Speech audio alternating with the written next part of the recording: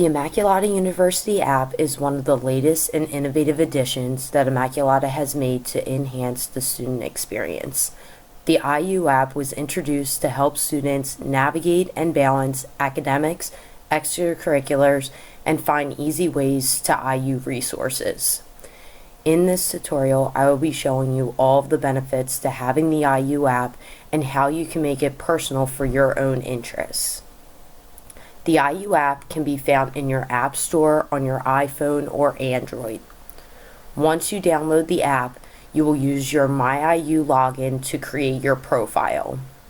Your profile can be made at this time or can be updated at another time.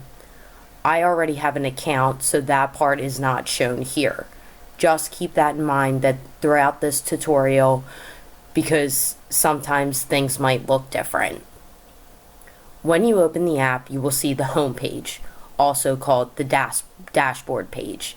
Across the top, you will see Immaculata University and the temperature. Right below, you will see your agenda. The agenda will be populated with events that you will add yourself, as well as your class schedule once you register for classes. I will be showing you how to add an event to your agenda in a few minutes. Some other features on this page that I would like to specifically highlight are the campus discussions. The first and most used on this page is the student feed. The student feed is equivalent to a mass group chat, or some of you might know GroupMe. On the student feed, you can send out messages to everyone who has the IU app. The student feed is specifically used to get information out to a bigger population across campus, promote events, and provide university updates. In order to get these notifications, please make sure in your settings the IU app is turned on. Please keep in mind that the administration and students have access to the app, so be mindful of what you're posting on the student feed. Another frequently used campus discussion is the buy and sell section. As you will see here, students take advantage of selling used textbooks or new textbooks. Students have the autonomy to do this at their leisure. It is mostly used at the beginning and the end of the semester. Lost and Found has also been used by our students to report anything that might be found or has gone missing on campus. As you can see here, students post pictures and who to contact for those items. The housing discussion is used by both students and our residence life staff to communicate out to residential students about things that are going on in the residence halls. Back on the dashboard, you will see that I have guide discussions. This will be important for those of you who are incoming freshmen. I will explain this in a minute and show you how to add a guide to your agenda. You will also see that I follow different groups on campus, and there is a list of upcoming events which exist in my agenda. The next part of the app that I would like to show you is the campus tab. This is the part of the app that is going to be the most beneficial to you in personalizing the app for yourself. To highlight some of the most beneficial features, at the top you will see events that are happening on campus. You can either scroll to the left or you can click the View All and you will see a list of all the upcoming events. Let's say you're scrolling through the events and you see an event that you do not want to miss. Click on the event and click to add it to your agenda. You will also see the location. If you see that you don't know exactly where that is on campus, you can click on the location and it will take you to Google Maps, and you will be able to see a walking path on how to get there, which leads me into the next feature on the campus tab. In the next section, you'll see the campus map. This is going to be extremely helpful for you as you are adjusting to campus. You will see here that you can change the view to the Google Maps overview. Although our campus does not have a lot of buildings, when you first arrive it is easy to get turned around. especially in Villa Maria, which is actually 3 buildings in one: Lourdes, Villa, and Nazareth. But don't worry, you'll figure it out. By clicking on the name of the building in the list, it will take you to that particular building. Going back to the resource section, you will see the options for groups. This is where you can find out about all the clubs and organizations that we offer on campus. Let's say you see a group that you are interested in joining. For instance, you see African American Cultural Society.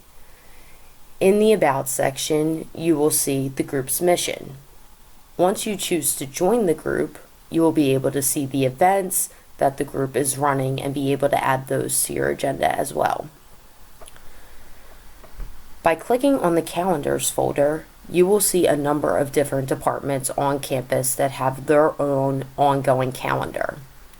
If there is a department on campus that you have interest in knowing about, you can subscribe to that calendar.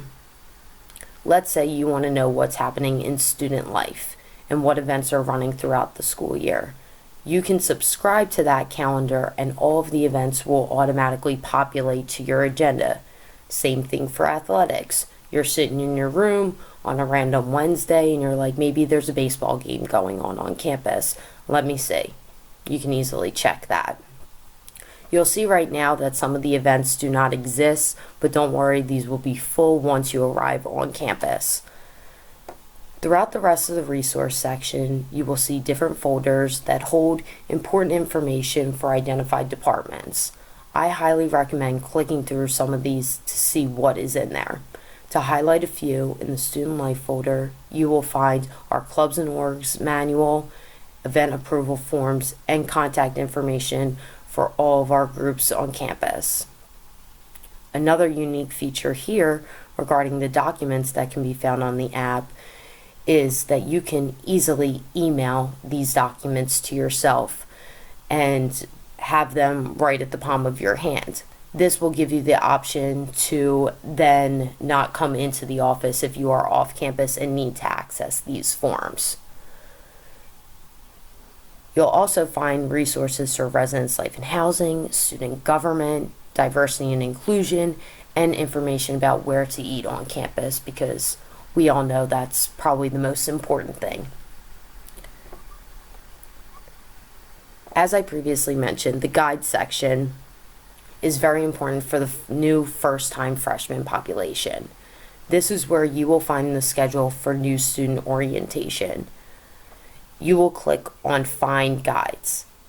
Then choose the date of the event you plan on attending. For demo purposes, let's choose the July 15th date. You will add the guide, then close out, go back to the main campus tab, and then click on July 15th. You'll see there all the different group names. You will be assigned to those once you arrive on campus for NSO. If you click all events, you will see the entire schedule for the day. Some of those things may be changing, but at this point, this is the in-person schedule, so don't worry, we have a plan. The last page on the app I would like to show you is the message feature. This feature will allow you to send individual messages to students on campus.